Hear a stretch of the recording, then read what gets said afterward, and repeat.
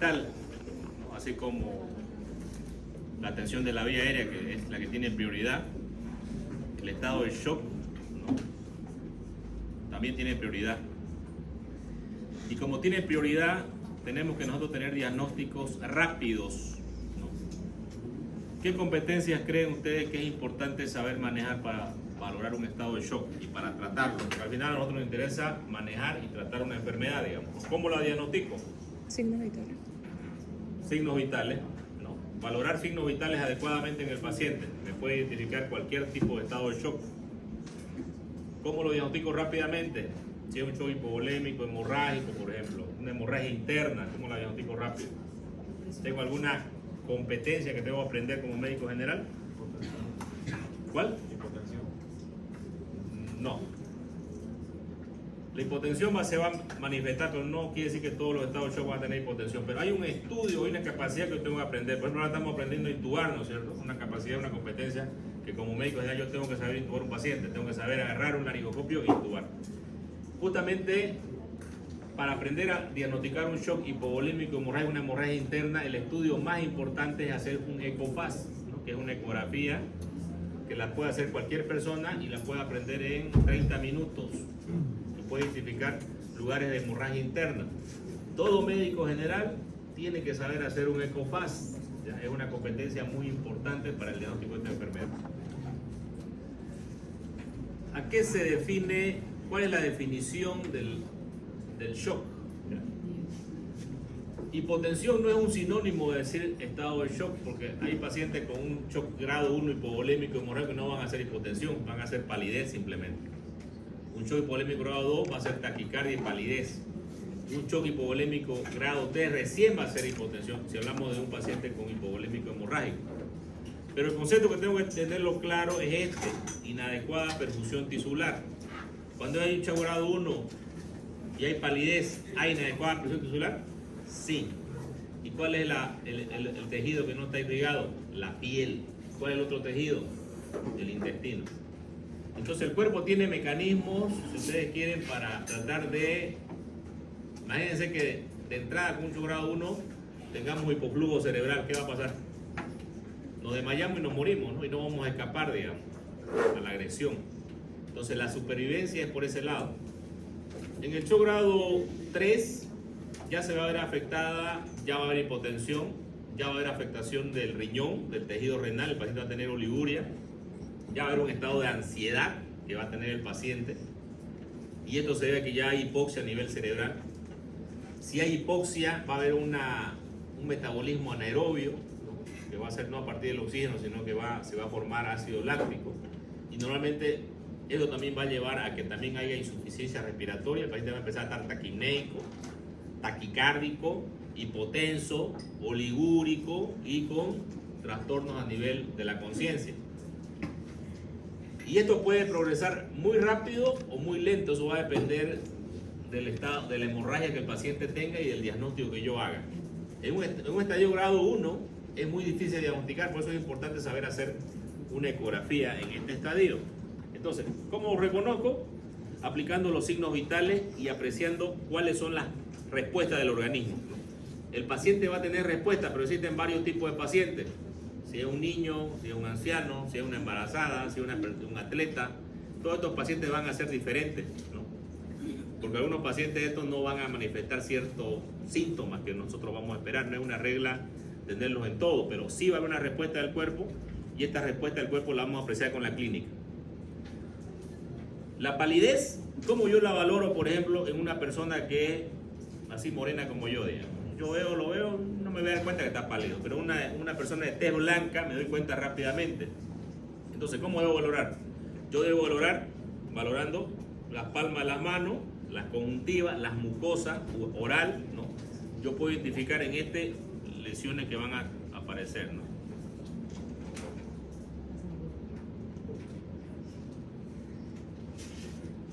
¿Cuáles son los tipos de shock que pueden haber? Tenemos varios tipos de shock. Un shock hemorrágico, ¿no? Que es el famoso shock hipovolémico hemorrágico, y como hipovolémico. Entonces, ¿qué va a intervenir acá? ¿Qué va a hacer la fisiopatología que va a intervenir? Es la pérdida de volumen. ¿Qué ocasiona la pérdida de volumen? Si ustedes han transfundido, ustedes han donado sangre alguna vez, ¿Quién ha donado sangre acá? ¿No se desmayaron? No. ¿Le dio alguna ansiedad? ¿O estuvieron tranquilos? ¿Usted se desmayó? Le dio mareo. Le dio mareo. Ya. ¿Después lo demás todo bien? Ya.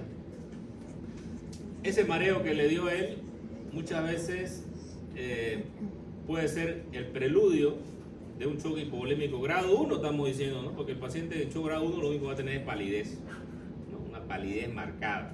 Y esa palidez yo tengo que detectarla. Normalmente la hemorragia externa, eso no necesito ir a la universidad para aprender a reconocer una hemorragia externa, digamos. Cualquier persona puede reconocer una hemorragia externa. Pero una hemorragia interna no la reconoce cualquiera, solamente la reconoce un médico con experiencia. Hoy en día, en todos los hospitales, centros de salud, inclusive ya tenemos que hay médicos, que los médicos en vez de tener un estetoscopio tienen su ecógrafo portátil, porque justamente es una herramienta de emergencia para el diagnóstico. Así como estamos haciendo la intubación, diagnosticar una hemorragia interna en una etapa inicial es lo más importante. ¿Por qué? Porque la recuperación del paciente va a ser 100%.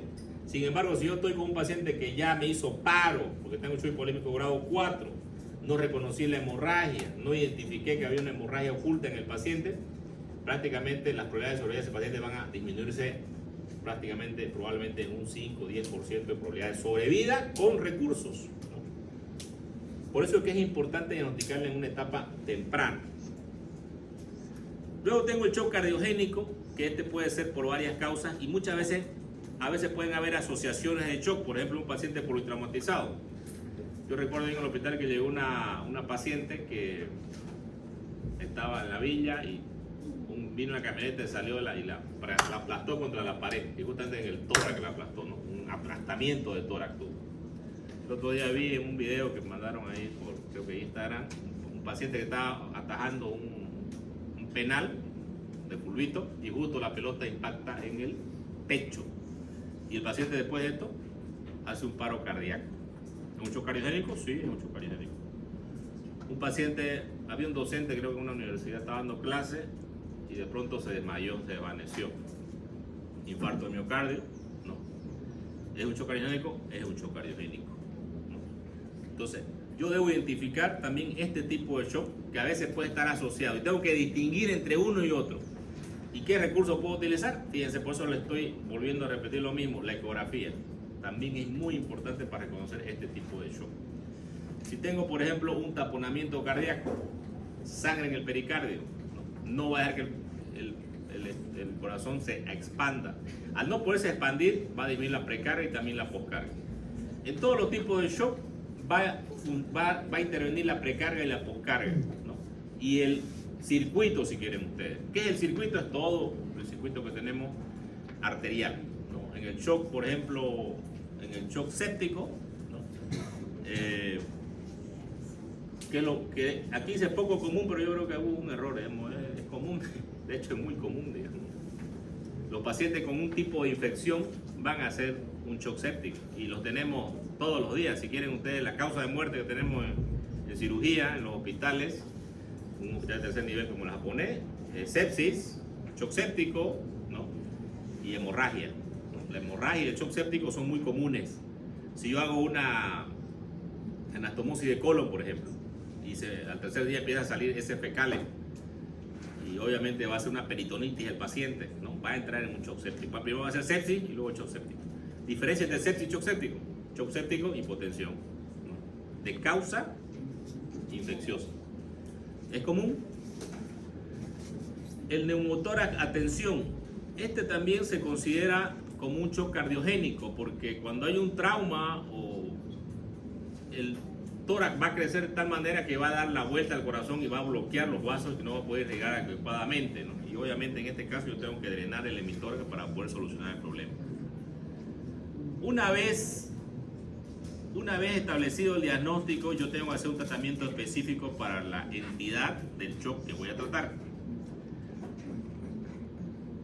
Tengo que hacer muchas veces determinaciones con la clínica y también con estudios de imagen. Entre ellos el estudio de imagen más importante que ustedes tienen, por ejemplo, es la ecografía. porque la puedo hacer en la cama del paciente, la puedo hacer en la emergencia, la puedo volver a hacer de nuevo, puedo reevaluar al paciente nuevamente 10 veces las veces que yo quiera. Puedo llevar un diagnóstico si el paciente tiene disminución de la precarga, si tiene aumento de la precarga, también puedo saber. Y me puedo identificar todas las lesiones que el paciente presenta en un shock en cualquier tipo de estado de shock, ¿no? Los signos vitales son importantes. La taquicardia probablemente va a estar presente en todos los tipos de shock, pero no va a estar en uno presente. ¿En cuál? En el shock neurogénico. Ahí al hospital nos llegó una vez un paciente, era un domingo, 12 del mediodía, él estaba yendo a almorzar con su esposa y con su hijastra, una hijastra de 20 años, 22 años. Y vino un asaltante a quererla asaltar y él, por defenderla, él recibió un disparo. El disparo entró en el brazo y se alojó la bala en el tórax. Llega el paciente hipotenso, escuchen bien, hipotenso y bradicárdico. Si fuera un shock hipovolémico hemorrágico, porque la bala estaba en el tórax, digamos, yo puedo pensar que es si es hipovolémico hemorrágico, tendría que estar hipotenso y taquicárdico. Entonces a mí me llamó de entrada la atención. Evidentemente yo agarré y lo primero que hice fue poner el ecógrafo en el saco pleural y no había líquido. Le hice una radiografía de tórax, no había nada. Inclusive la bala estaba superficial, no había entrado dentro de la pared, pero entró por acá. Y le pregunté qué pasó cuando... Y él me dijo, sentí un dolor intenso, doctor, cuando entró el proyectil. ¿Qué puede producir un dolor tan intenso? ¿La bala puede producir un dolor tan intenso? ¿Cuáles son las causas de dolor intenso que me puede llevar a un shock neurogénico? ¿Ah? ¿Estrés? No, eso no duele. Uno sufre. ¿Qué cosa? ¿Qué puede causar un dolor extremo? Sobre 10 así. Eso, una lesión de un nervio sensitivo. ¿O no? Un nervio sensitivo es el que tiene la mayor sensibilidad del cuerpo. Entonces lesionó un nervio sensitivo cuando entró por el brazo y le causó un dolor tan intenso. El paciente estaba hipotenso, bradicárdico. ¿Tengo que abrirle el tórax a ese paciente? No, pues no. De hecho, para abrir algo, primero tengo que identificar que ese paciente tiene un líquido dentro de esto y paso a la ecografía. Entonces, ¿qué le hago a ese paciente? Si el dolor es la causa del shock neurogénico. Analgésico, pues, ¿no? Uso analgésicos opiáceos, ¿no? Le hice analgésicos opiáceos, 30 minutos después el paciente estaba sin bradicardia, sin hipotensión, no había recuperado completamente, ¿no? Pero justamente este caso lo comento porque muchas veces uno puede pensar, por eso yo tengo que evaluar adecuadamente al paciente, tengo que entender esto. Yo no debo dejar de valorar todos los signos vitales en un paciente, ¿no? Yo ahora, por ejemplo, tengo mis estudiantes, no creo que a ustedes les pase esto, pero tengo mis estudiantes de cuarto año, algunos, no digo de todos, ¿no? Y les digo, van a evaluar a este paciente, tomen los signos vitales. Ay, doctor, no tengo pulsoxímetro. O sea, puro así cuento, ¿no? No tengo esto. O sea, si yo quiero ser médico, tengo que tener pues mi material, digamos, ¿no? Si no, pues no soy, digamos, ¿no? Entonces tiene que haber un compromiso, ¿no? Algunos por ahí me dicen es caro, no sé. O sea, yo creo que se gastan la plata en otras cosas, así que quizás no lo hayan tan beneficioso. Pero tener y valorar los signos vitales es importante. ¿Por qué es importante que yo empiece a utilizar mis instrumentos para valorar a un paciente? ¿Será que puede haber error cuando yo valoro a un paciente y no uso adecuadamente los instrumentos? Sí, la experiencia que ustedes van a ganar es obviamente por la valoración a un paciente. Y obviamente esa experiencia se va a traducir en diagnósticos certeros o diagnósticos erróneos, ¿no? Y valorar adecuadamente los signos vitales es muy importante. ¿Cómo valoro la frecuencia respiratoria de un paciente, por ejemplo? Lo veo que expande el tórax. Puedo colocarme el estetoscopio y ver la respiración en un minuto. ¿Puedo darme cuenta de un paciente taquinéico solamente con verlo? Sí, me puedo dar cuenta. Pero requiero yo valorar constantemente. ¿Cómo me doy cuenta que el paciente tiene disminución de la circulación periférica? Valoro el llenado capilar. ¿Cuánto es el llenado capilar normal? ¿Menos de cuánto? Menos de 2 segundos. Si el paciente tiene más de 2 segundos, yo aprieto acá el lecho ungueal, en 2 segundos ya tiene que estar otra vez rojo. Si no está rojo, ese paciente está hipoperfundido. Ese paciente está con un shock hipovolémico severo. Si yo palpo el pulso radial y no hay, solo tiene carotidio, tiene 70-40. Si está inconsciente, el paciente ya está en un shock grado 4, grado 3. Y yo tengo que saber rápido qué voy a hacer con este paciente, ¿no? Es importante identificar la lesión y hacer el tratamiento. Cuando hablamos de la fisiopatología, todo se va a deber a cuál sea la causa. Si hablamos de hipovolemia, obviamente el volumen es importante. ¿Cuánto es el volumen corporal total de sangre de un paciente? Hablamos que es un 7%. Si pesa 100 kilos, es 7 litros. Si pesa 70 kilos, 5 litros. De ese porcentaje, ¿no? Es importante que va a haber una pérdida de volumen y el cuerpo obviamente tiene un feedback, ¿no? Que se va a retroalimentar y va a tratar de proteger los órganos los tejidos más importantes. ¿Cuáles son? Cerebro, pulmones, riñones, ¿no es cierto? Y van a ser los últimos, corazón, y van a ser los últimos en tener la hipoxia, digamos. Entonces, yo voy a tener que primero se va a ver un reflejo adrenérgico, por eso que hay taquicardia, ¿no? En el estadio 2 va a haber una taquicardia, porque no se va a compensar solamente con la vasoconstricción ecplásmica, que es la vasoconstricción de todo el intestino, que es la circulación intestinal, ¿no es cierto? Ni con la vasoconstricción periférica, sino que tiene que haber taquicardia. En el grado 3, la vasoconstricción ecplásmica y la vasoconstricción de la piel no es suficiente para tener el volumen dentro de la circulación. La taquicardia tampoco, y ya el paciente empieza a hipotensar. Después de esto, ya vienen los daños a los órganos importantes como el riñón, el cerebro, ¿no? Y el paciente va a empezar a hacer una insuficiencia renal. ¿Y cómo se traduce esto en el paciente? El paciente presenta oliguria. Y el paciente está ansioso. Y muchas veces en la emergencia no reconocemos esta ansiedad del paciente. Si el paciente viene con ingesta de alcohol, vamos a pensar que está por borracho, está así, ¿no? O de repente vamos a decir, si es una paciente que llega así, debe tener un problema neurótico, ¿no? Fíjense que pasa esto y el libro también lo comenta, ¿no? El autor del libro comenta que esto lo ha visto y también lo hemos visto en alguna parte, digamos. Nosotros en la emergencia tenemos un aforismo médico que jamás debe cambiar. Paciente que está sudoroso, pálido, frío, hasta que se demuestre lo contrario, ese paciente está en un estado de shock.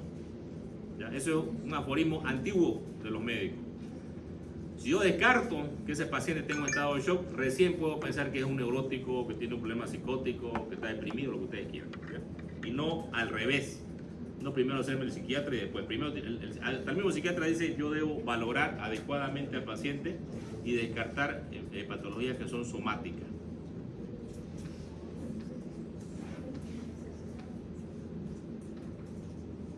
¿Qué es lo que va a producir el paciente por un metabolismo anaerobio? La acidosis metabólica, ¿no?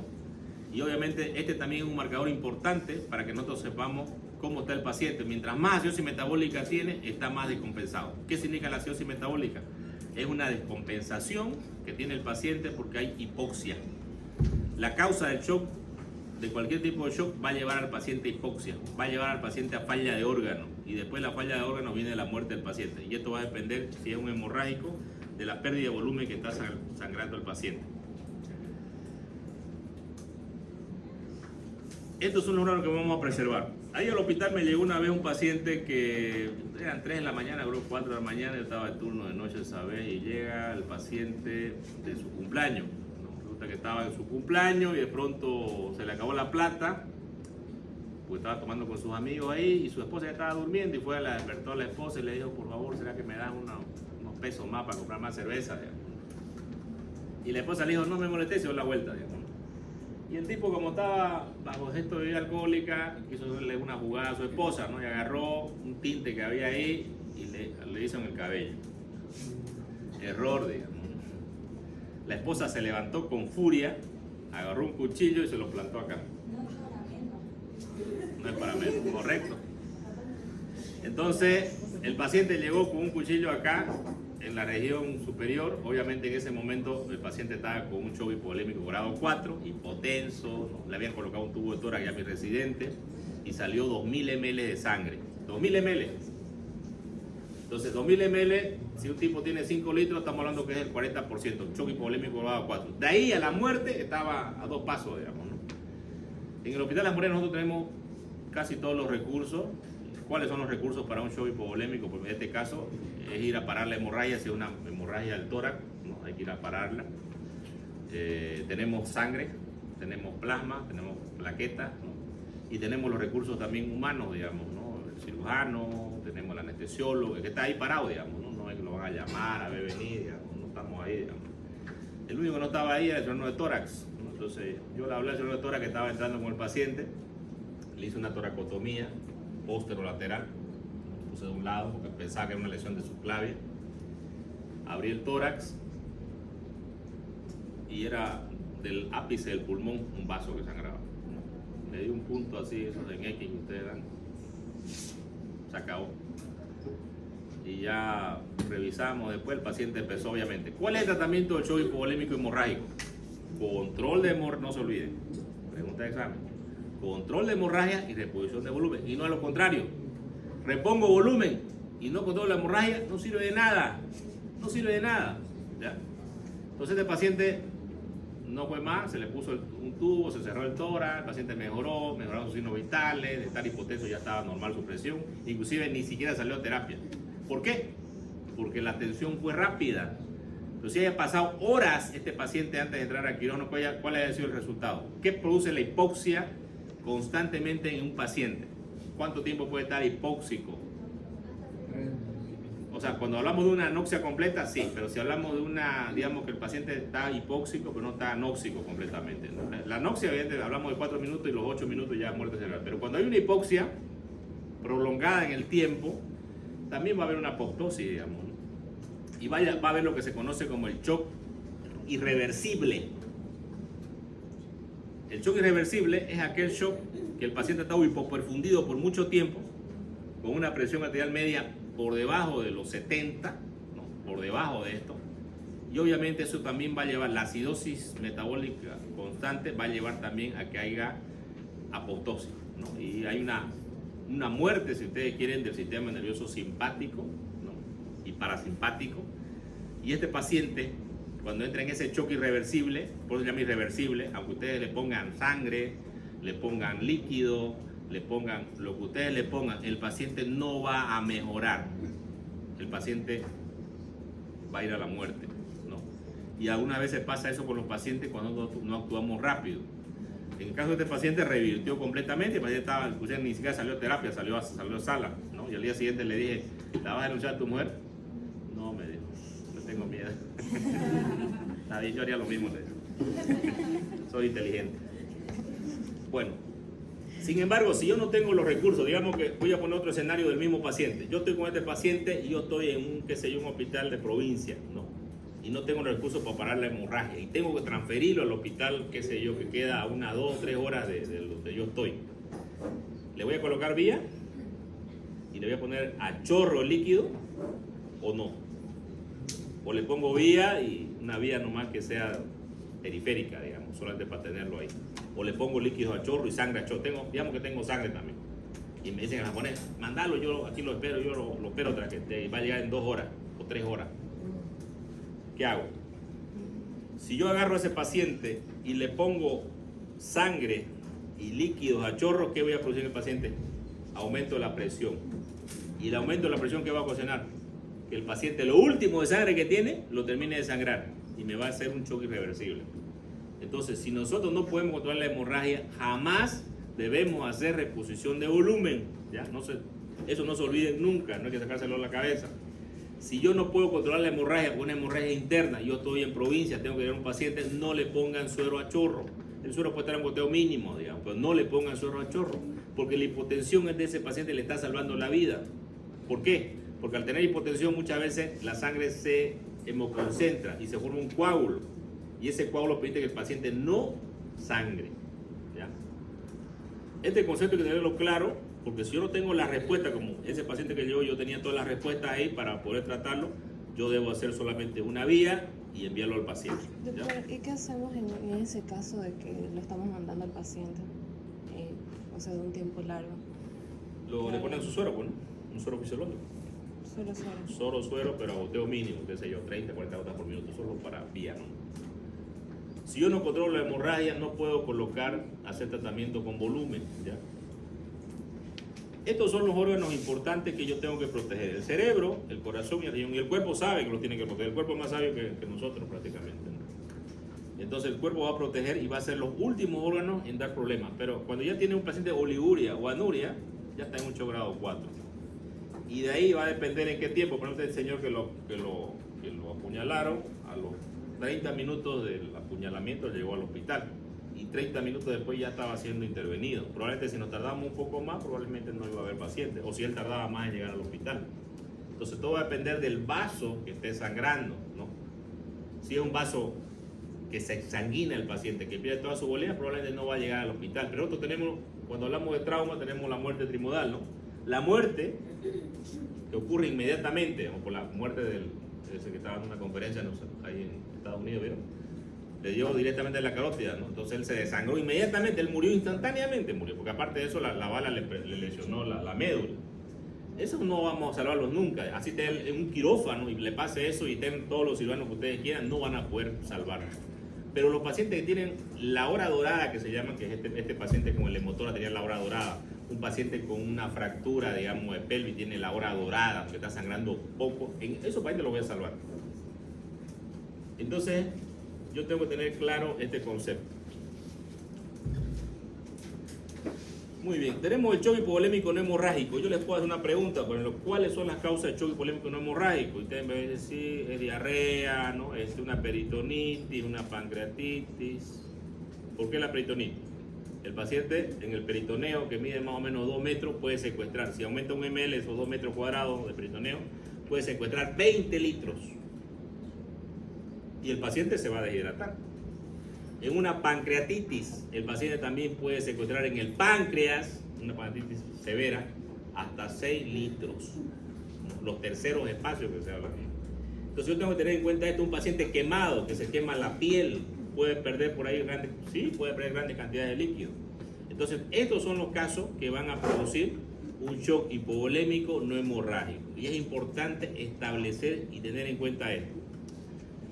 Comento otro caso, igual creo que era un domingo, por ahí estaba de turno y me llama una doctora, doctor, un paciente aquí en La Pampa, se lo voy a mandar, le hemos hecho una ecopaz, doctor, está lleno de líquido que el abdomen, doctor, tiene que operarlo, es un shock hipovolémico, ayer él recibió un trauma, o sea, un chico estaba jugando pelota y le tiraron para su codazo en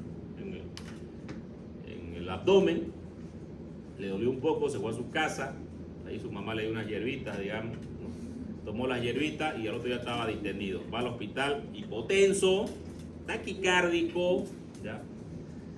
Y el paciente le hacen una ecografía y ven va abundante, lleno de líquido el abdomen, ¿no? Y me lo mandan, ¿no? Y otra que llega a la reanimación, ya van de lo leo, llega a la reanimación, el paciente estaba ahí en la camilla y yo lo miro, hasta que llego yo y lo miro así, le miro los pies al paciente, las plantas de los pies, ¿no?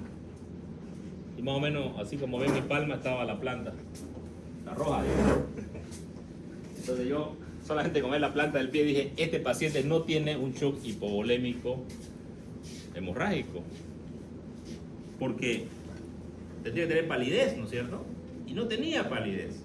Y justamente este paciente tiene otro tipo de shock. De que tiene shock, está hipotenso, está taquicárdico, inclusive necesitaba droga vasoactiva y había que meterlo a quirófano, no lo discuto. Pero un shock hipovolémico no era. Entré a quirófano, abrí y me encontré con perforación del intestino. El intestino había perforado, ¿no? Por el trauma que tuvo. Como la mamá le dio las hierbas estas que son analgésicas, ¿no? Y bueno, no le dolería mucho para el paciente, ¿no? Y el abdomen estaba lleno de contenido intestinal, pero lleno. Hicimos una resección, una anastomosis. El paciente estuvo en terapia creo que 2 semanas, salió, se fue a su casa, ya no juega pelota hoy día, porque tiene miedo. Entonces, yo debo reconocer los estados de shock de acuerdo al paciente. Y fíjense que estos casos me los mandaron a mí, me los mandan el paciente etiquetado, pero ahí está la experiencia, ¿no es cierto? Y la experiencia es porque tenés que ver al paciente, digamos, ¿no? Tenés que haber visto cómo manejar esto. O sea, el manejo de los pacientes, del tratamiento, es lo que te va a dar la experiencia. Y es mejor hablar siempre de casos clínicos para que ustedes quizás se les quede más grabados los casos clínicos, porque esa es la forma que nosotros vemos los pacientes cuando estamos en una emergencia, ¿no? O estamos en el hospital o operamos un paciente. Van a suceder todos estos cambios, ¿no? lo mismo va a pasar, ¿no? Va a haber una disminución, pero en este caso no es por sangre, sino que es volumen, el paciente se deshidrata, va a haber acidosis metabólica, ¿no? Van a haber disturbios, a veces hidroelectrolíticos, si es una diarrea, por ejemplo, el cólera, ¿no? El cólera, cuando yo era estudiante, me acuerdo que hubo una epidemia de cólera, murieron muchas personas acá, yo estudié en colegio, y justamente me acuerdo que estábamos por salir promoción, y un compañero mío del otro paralelo, estábamos jugando pelota, me acuerdo ese día, ¿no? Él le gustaba jugar futbolines, hacíamos a veces competencias y ganaba. Bueno. Esa tarde estábamos jugando pelota. Al día siguiente nos dicen murió. ¿Murió? ¿Cómo murió? ¿De qué murió? Resulta que él estaba con cólera, o sea, estaba con deposiciones, y el cólera produce hasta 50 deposiciones en 24 horas. El cólera te mata por deshidratación y por disturbio hidroelectrolítico, ¿no? El paciente hace hipopotasemia. ¿Por qué? Porque es una endotoxina que hace que 50 veces en 24 horas. Y este chico, lamentablemente, pues, él no tomó nada de hidratante. Prácticamente en la noche sí que estaba en las reuniones, ahí nadie, creo que ni le dijo a nadie que estaba con diarrea, creo que su mamá nomás supo. A las 3 de la mañana lo pillan en su cama, porque él toda la tarde que iba al baño, ¿no? Jugó pelota y se fue al baño, después en la noche también juega.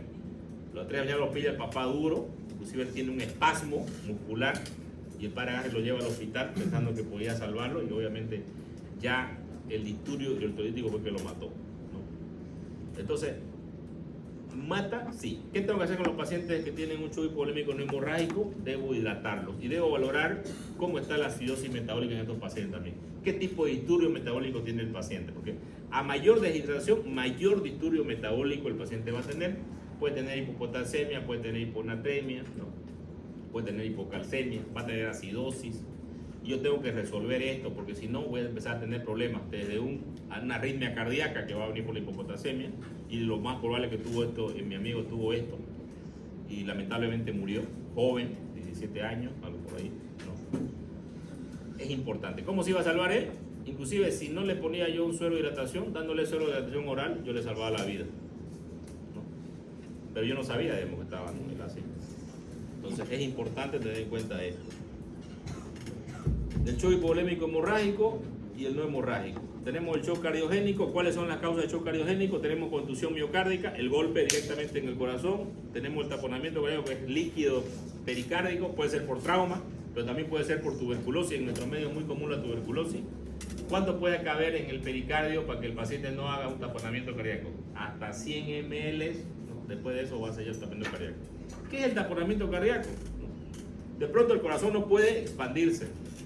Al no poder expandirse, la precarga, va a haber aumento de la precarga porque no puede entrar a la aurícula derecha. Entonces el paciente empieza a tener infiltración yugular, que se ve claramente en el paciente. Como el corazón está lleno de líquido por fuera del pericardio, los ruidos van a estar hipofonéticos. Y al no poder también enviar al paciente la postcarga, ¿no? Por hacer la contractilidad del ventrículo izquierdo, el paciente va a haber hipotensión, ¿no? La famosa triada de Beck para el diagnóstico del taponamiento cardíaco. Luego tenemos el infarto de miocardio, que eso es muy común. Obviamente tiene que haber un émbolo o la formación de un trombo en las coronarias, y de pronto esto llega a cerrarse completamente y el paciente tiene un infarto, ¿no? Depende del área del corazón. Mientras más grande sea el área, peor para el paciente. La muerte va a ser, de repente, va a ser súbita, ¿no? Luego tengo la embolia aérea, que esto generalmente se da cuando yo coloco una vía central, ¿no? Y entra aire por presión negativa, o de repente también la embolia aérea se puede dar en algún tipo de procedimiento, por ejemplo en una cirugía laparoscópica. En España un colega me contó que colocaron la aguja para meter el neumoperitoneo, y en vez de colocarle al peritoneo, le colocaron al hígado, tenía el lóbulo izquierdo bastante grande, y entró directamente el CO2 dentro del torrente sanguíneo de la paciente. Hizo una embolia aérea también, y en este caso fue por CO2, no fue por oxígeno, pero también la paciente murió, ¿no? Y la otra causa de embolia aérea es cuando yo quiero matar a un paciente, ¿no? Y soy un asesino, digamos, le puedo agarrar, le puedo poner, pues, 300 ml, ¿no? de solución ahí, ¿no? O los pacientes que se quieren matar, digamos, ellos agarran un suero con aire y lo apretan, y eso tiene que entrar a presión. Para que una persona muera por una embolia aérea tiene que ser de 2 a 3 ml kilogramos peso. ¿No? Estamos hablando de, si yo paso 70 kilos, 210 ml, ¿no? Si es un suero de 500, medio suero. Ahora, normalmente cuando nosotros hacemos las colocaciones con suero con los estudiantes, a veces ¿no? queda una burbuja ahí, algo de te le entra una burbuja y todo. Entonces no para. Y eso no es, en realidad una burbuja no te va a pasar nada, no te va a hacer ni cosquilla, digamos. Pero de repente esto sí te va a hacer, ¿no? La mente, digamos, ¿no? Porque la mente también te juega algo bastante real. Entonces, ¿qué va a haber? Taquicardia, ruidos cardíacos apagados, venas yugulares ingurgitadas, hipotensión. El neumotor de atención va a producir esto que ustedes pueden ver acá, ¿no? Debido a que es un espacio virtual negativo, que no hay nada, el aire va a empujar el mediastino hacia el otro lado y va a dar la vuelta al corazón. Igual aquí va a haber una alteración de la precarga y la postcarga y el paciente va a llegar a hacer paro cardíaco. Aquí el error más común que se comete, que yo lo he visto en los hospitales, es que le hacen una radiografía de tórax a un paciente con un neumotor hipertensivo. Jamás. El neumotor hipertensivo de diagnóstico clínico y de tratamiento de emergencia, ¿no? Yo he visto pacientes reanimándolo ahí en medicina interna, no vas a reanimar nada, porque el paciente, mientras esté el corazón dado la vuelta, lo que tenés que hacer es drenar ese tórax para que el corazón vuelva a la normalidad y el paciente pasa el paro cardíaco, ¿no? Alguna vez me ha tocado, bueno, no alguna vez, varias veces, ver esta situación y obviamente lo que haces tenés que poner un tubo de tórax. No tenés el tubo de tórax porque siempre tenés un bisturí, ¿no? Abrís el tórax y drena ese aire. Al drenar el paciente va a empezar a mejorar, ya eso le ponen un tubo de tórax después, ¿no? Una verdadera emergencia, el shock neurogénico y el shock séptico. El shock neurogénico va a haber vasodilatación, ¿no? Y esto se debe también al tema de la dopamina. Pacientes principalmente que tienen, pacientes que tienen probablemente una fractura, ¿no? De médula ósea, pacientes que tienen un dolor intenso. Cuando nosotros éramos estudiantes, me acuerdo que creo que era segundo año, tercer año, nos iban a enseñar a colocar, creo que a tomar muestra de sangre, no sé qué nos iban a enseñar, y a un compañero lo agarra el profesor y le pone la voz así, y el compañero se cayó, se desmayó. ¿Qué le dio? Un shock neurogénico. Un shock neurogénico. El shock séptico es lo que nosotros prácticamente, si nosotros vamos al hospital y hacemos una visita, por ejemplo, y vemos los pacientes que están en el hospital, todos, la mayoría viene por una infección. Un pie diabético, un paciente con una gangrena de Fournier, ¿no? Un paciente con un absceso pancreático, un paciente con una peritonitis, un paciente con un poco. Todos estos pacientes tienen un foco séptico. ¿Qué es el foco séptico? Es un foco de infección que el paciente tiene. ¿Cómo trato la sepsis? Trata el foco séptico e inicia antibiótico. Pero obviamente cuando hablamos de shock séptico, ya el paciente va a estar hipotenso, taquicárdico, ¿no? Y esto se debe a las toxinas que tienen las bacterias gram negativas principalmente. Entonces yo lo que tengo que hacer con este paciente es meterlo a terapia intensiva, iniciarle drogas vasoactivas, tratar al paciente, identificar el foco séptico que tenga el paciente en el cuerpo. Si es en abdomen, si es en tórax, ¿no? Si es en tejido blando, debo hacer un tratamiento. El tratamiento para el shock séptico se divide en dos grandes: tratamiento quirúrgico y un tratamiento médico. El quirúrgico, para la evidencia que yo tengo para hacer un tratamiento quirúrgico, tiene que ser un estudio de imagen, o una ecografía de partes blandas, una tomografía de partes blandas, una tomografía del abdomen o del tórax que me indique tiene un absceso en el pulmón, o tiene una peritonitis el paciente, o tiene una fascitis necrotizante en la región perineal. Entonces, esto es lo que a mí me va a determinar que el tratamiento importante que tengo que hacer es sacar todo el foco séptico. ¿Qué significa esto? Limpiar al paciente. Y muchas veces tiene que ser quirúrgico. ¿Es urgencia? Es urgencia. ¿El paciente mejora sin tratamiento quirúrgico? No. Y es importante tenerlo claro, ¿ya? Aquí tenemos nosotros, fíjense, esto es de un manual de urgencia que dice cómo manejar el shock, ¿no?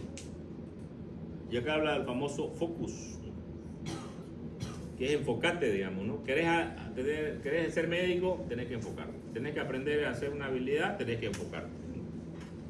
Y no querés ser médico, pues no te enfoques, digamos. Pero si querés, tenés que enfocarte. Y bueno, ¿qué es lo que identifica esto, no?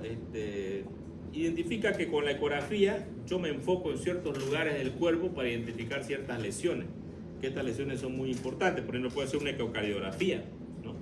Puedo hacer un IFAS, que es hacer la ecografía para valorar si tiene líquido en pleura, líquido en región de Morrison, que es el espacio entre el riñón y el hígado, líquido entre el espacio entre el vaso y el riñón, líquido en el fondo del saco de Douglas, ¿no?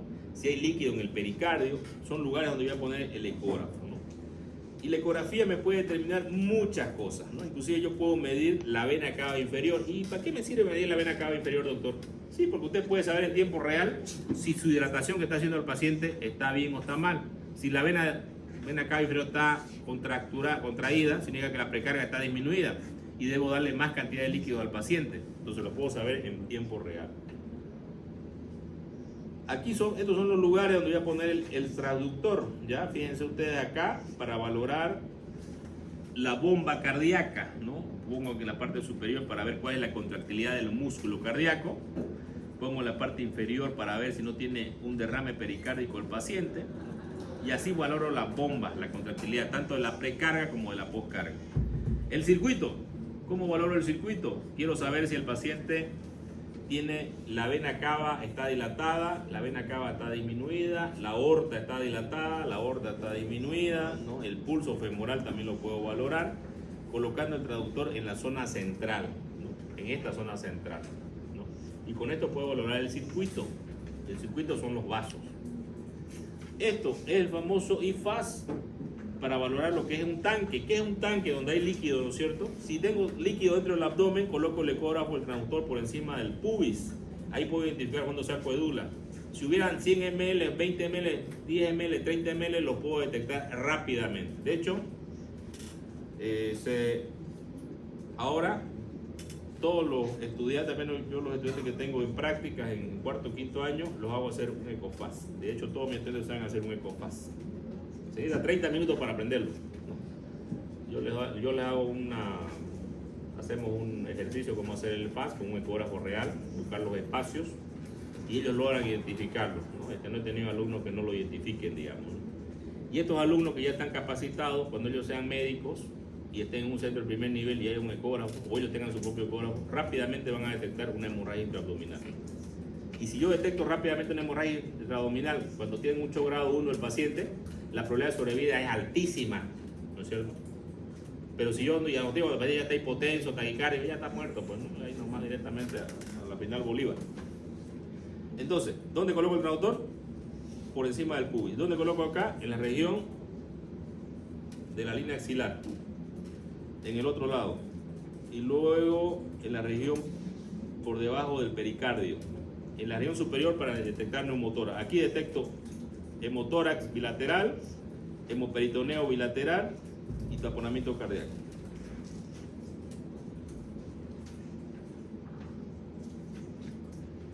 Aquí está el famoso IFAS, que son los lugares también donde se coloca el ecógrafo y yo identifico estas lesiones, ¿no? Estos son los puntos para la ecografía. Un poco les cuesta a los estudiantes aprenderlo, pero créanme que todos lo han aprendido porque yo los he evaluado, ¿no?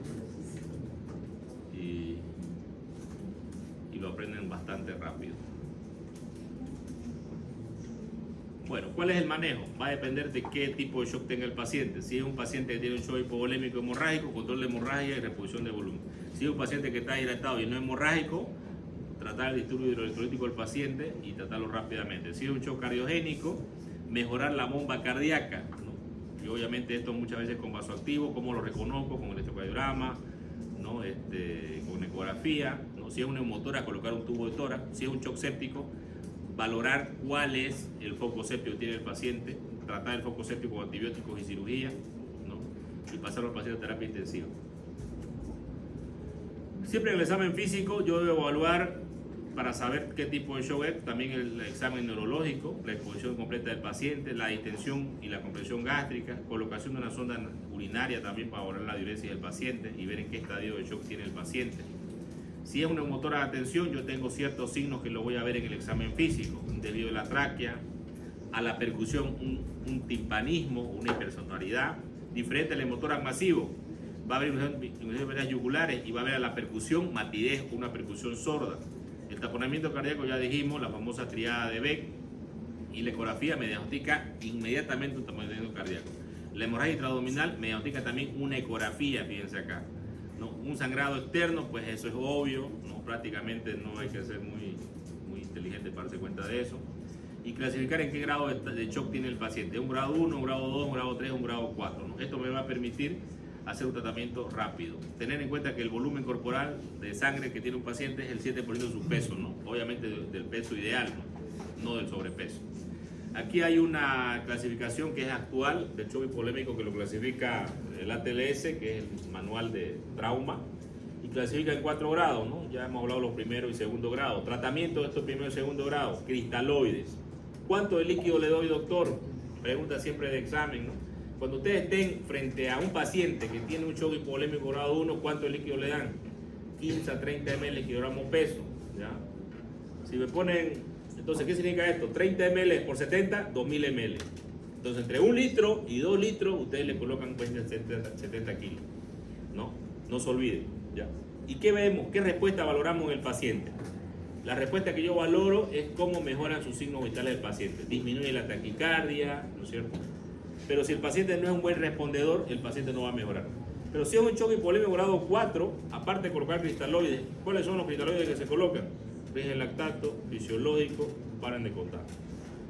¿Y cuáles son los componentes de sangre que voy a colocar? Sangre, paquetes globulares, plasma o plaquetas, eso va a depender, ¿no? Control de hemorragia y reposición de volumen. Entonces, ¿qué es lo que debo hacer? Detener la hemorragia y reponer la pérdida de volumen y valorar al paciente. Obviamente, de acuerdo al estado de shock, voy a tener que colocar sonda Foley, algunos pacientes que colocar una vía central para ver la respuesta de mi hidratación al paciente, ¿no?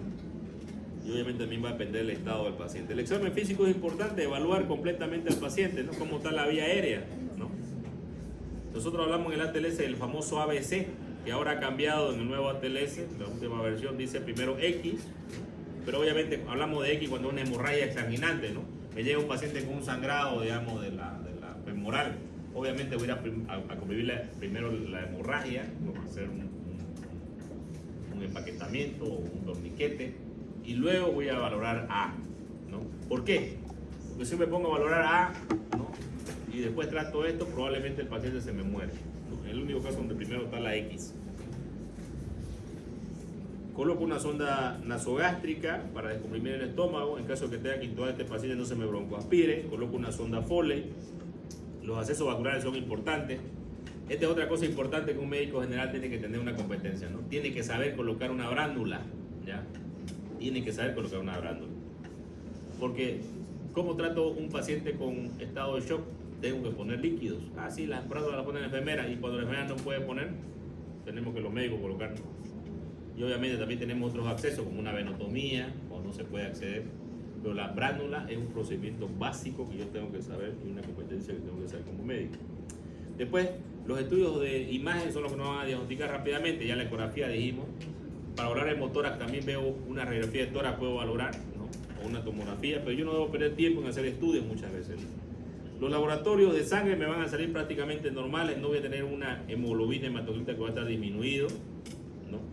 Y yo me baso generalmente para reposición de sangre cuando el paciente tiene el estadio 8 grado, 3 grado, 4. ¿Cómo es el estadio grado 3, grado 4? Hipotensión, taquicardia, palidez, hipotensión, oliguria, taquicardia, hipotensión, el paciente está en coma, anuria, ¿no? Grado 4, repone sangre, repone sangre. La terapia inicial con líquidos va a depender, aquí está, fíjense, esto es pregunta de examen, por eso le estoy diciendo, buenos días, no me dijeron. ¿Qué es lo que yo preservo? Estos órganos importantes, cerebro, corazón y riñones, ¿no? La perfusión de esto me va a llevar a que el paciente no tenga un desbalance ácido-base. Cuando yo tengo una acidosis que está por debajo de los 720, es una acidosis severa, es un paciente que está con un shock hipovolémico grado 4, ¿no? Que está en mal estado. Si es un paciente con shock séptico, también. El paciente hipotenso, no está perfundiendo adecuadamente. Y yo, frente a la respuesta de la hidratación que estoy haciendo con el paciente o las drogas vasoactivas que estoy utilizando, tengo que ver la respuesta del paciente. Obviamente, en un shock hipovolémico tiene que mejorar la taquicardia, tiene que disminuir. Nosotros hablamos de normovolemia, de hipovolemia, normovolemia. ¿Cuándo? Cuando el paciente tiene signos vitales que están estables. ¿Qué significa esto? Presión normal, 120-80. frecuencia cardíaca que esté dentro de 70, quizás hasta 90, no esté taquineico, ¿ya? Entonces, y que esté el paciente orinando entre 0,5 ml a 1 ml kilogramo peso. Ese es un paciente que está normovolémico. Ese es un paciente que realmente los laboratorios realmente sirven. Una hemoglobina hematocrito va a ser real en ese paciente, pero no es un paciente hipovolémico. Entonces, la respuesta es importante. Si no hay respuesta en el paciente frente a la hidratación y el control de hemorragia, significa que el paciente está sangrando en otra parte. Entonces, yo tengo que buscar los lugares de sangrado. ¿Cuáles son? Huesos largos, tórax, abdomen, pelvis, huesos largos de las extremidades, ¿no? Esos son los lugares de hemorragia interna que el paciente puede tener y yo de repente no lo diagnosticaba. Yo llego al japonés un día y me dice el cirujano, hay un paciente para hacer una LPD, me dice. Llegó a las 4 de la madrugada, un chico que estaba, un brasileñito gordito, y que estaba robando y se estaba jugando una moto y fueron unos hijos y ¡pam! Lo atropellaron en una camioneta. El paciente estaba en quirófano, le hice el LPD, como ya estaba en quirófano, yo llegué a las 8 de la mañana, hago el LPD, no hay nada de líquido dentro del abdomen, pero no sé cómo le miro las piernas al paciente, ¿no? Y también era lógico, ¿no? Si lo atropellaron, las dos piernas estaban fracturadas y no la detectó el médico del anterior turno, ni el traumatólogo, ni el médico, no le vieron radiografía tampoco al paciente, y de repente pudo pasar desapercibido al ojo inexperto, porque el paciente era obeso, digamos, o al ojo inexperto, ¿no? Porque al ojo experto, difícil. Entonces, el paciente tenía fractura bilateral, hicimos radiografía ahí, vino el traumatólogo, quería poner las plaquetas óseas, bueno, el paciente estaba con un shock septo, un shock hipovolémico grado 4 por fractura bilateral de huesos largos, que no fue detectada, y pensaban que el sangrado era intraabdominal. No sé por qué no hicieron ecografía, creo que era porque era hueso el paciente, la ecografía puede ser un poco, bueno, un poco, no se ve, pero el paciente murió en la misma cirugía, ¿no? Un diagnóstico no encontrado. Entonces la respuesta, si no hay respuesta, yo tengo que buscar otro foco de sangrado, y son estos. Puede haber un sangrado intracraneano que me lleve a un shock hipovolémico, o no. Una hemorragia intracraneana me puede llevar a un shock hipovolémico. Sí. No. Si es intracraneana, no, porque ¿cuánto va a caber? ¿Cuánto cabe en el cerebro? Está el cerebro ahí, no, a menos que no tenga cerebro, digamos. 500, ni 500 ml puede caber. Entonces nunca una hemorragia intracraneal puede llevar a un shock hipovolémico. Nunca. Una hemorragia externa sí. Un corte del cuero cabelludo, una autorraquia, ¿no? Puede, externa. Una hemorragia interna nunca. ¿Verdad? Entonces, cuando yo encuentro la causa de hemorragia, tengo que hacer transfusión de sangre, ¿no? Paquetes globulares. Hoy día se habla de hacer globulares, plasma, inclusive plaquetas, ¿no? Cuando el paciente ya está en un triple grado 4, yo tengo que activar la transfusión masiva, que se llama, ¿no? La transfusión masiva es responder estos tres elementos importantes en el paciente. Porque se ha demostrado que la respuesta a estos tres elementos que el paciente requiere, que antes no lo hacíamos así, le poníamos antes paquetes globulares, tenemos una mejor respuesta del paciente. O sea, más rápido el paciente va a mejorar su estado, ¿no?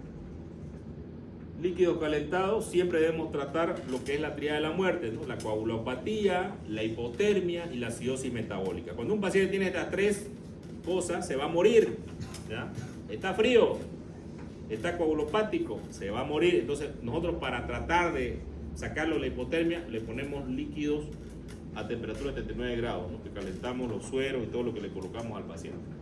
Existen casos especiales, y esto es importante saberlo, porque eso no lo sabe cualquier persona. Hay pacientes que tienen ciertos, no van a hacer taquicardia, por ejemplo, ¿no? Los pacientes, de acuerdo a la edad, ¿no? Puede ser que no hagan, los ancianos, por ejemplo, no hacen taquicardia. Los pacientes que toman betabloqueantes no hacen taquicardia, porque toman betabloqueantes, y los betabloqueantes son para la presión, pero también no hacen taquicardia. Entonces, puede ser que yo vea un paciente anciano que es hipertenso y que no tiene taquicardia y que le dispararon en la pierna. Me llevó un paciente así al hospital, 76 años de edad, un disparo en la pierna, lo asaltaron, una fractura evidente, tenía, ¿no? Entonces ese paciente yo tengo que manejarlo con mucho hipovolémico, grado 3 o no, pero no tenía hipotensión, no tenía taquicardia, solo tenía palidez. Pero me doy cuenta porque es un caso especial, obviamente, cualquiera no se da cuenta. También si yo sobrehidrato a los pacientes o si tienen enfermedades pulmonares, los pacientes pueden exacerbar algunos síntomas, ¿no? Los pacientes que tienen alguna enfermedad, como un EPOC, por ejemplo, ¿no? Los pacientes ancianos también tienen una filtración renal que puede no tener oliguria y el paciente está en mucho grado 3 o grado 4. Esto se debe a un daño que ya tiene el paciente de la nefrona, ¿no?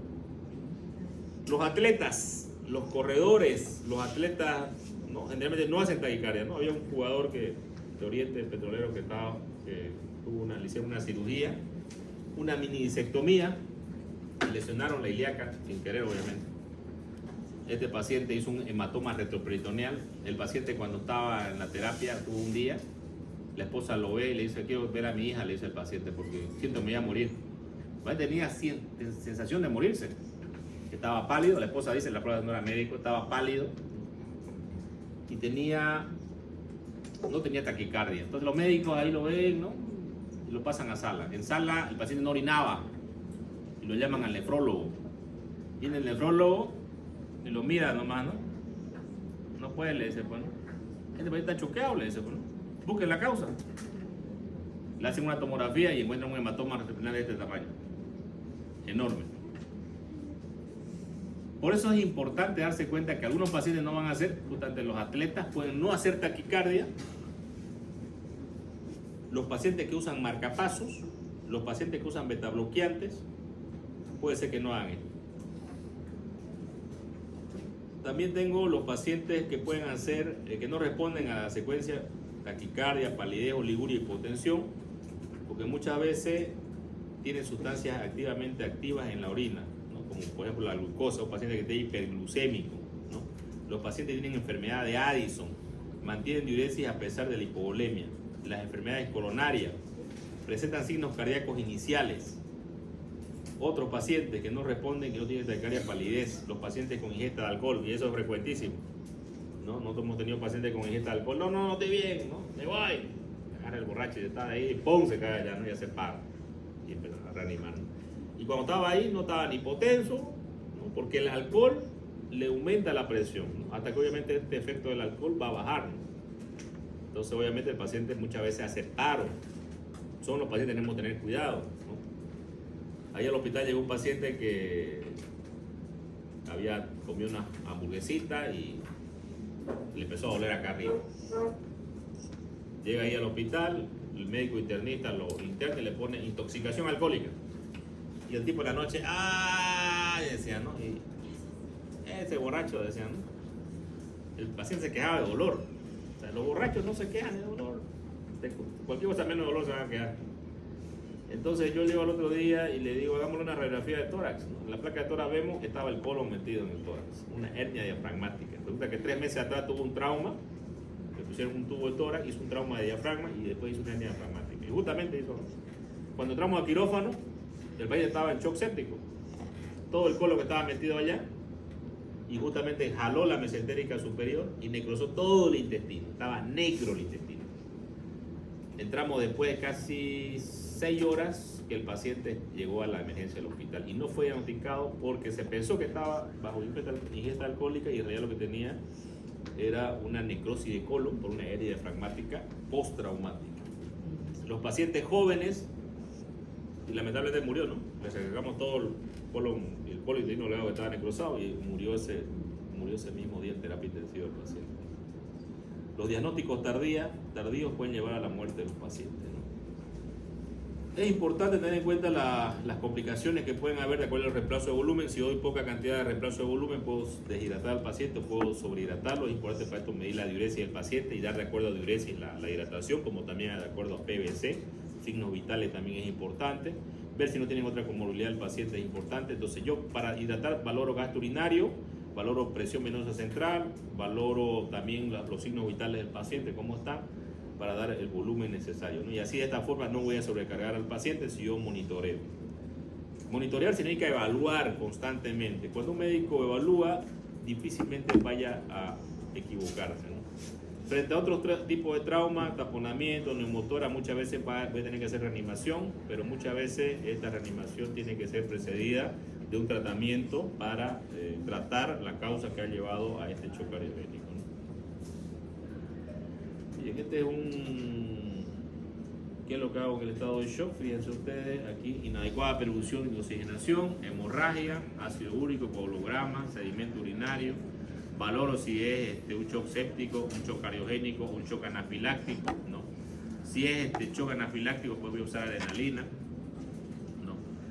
Voy a valorar los signos vitales, cómo está el paciente, ¿no?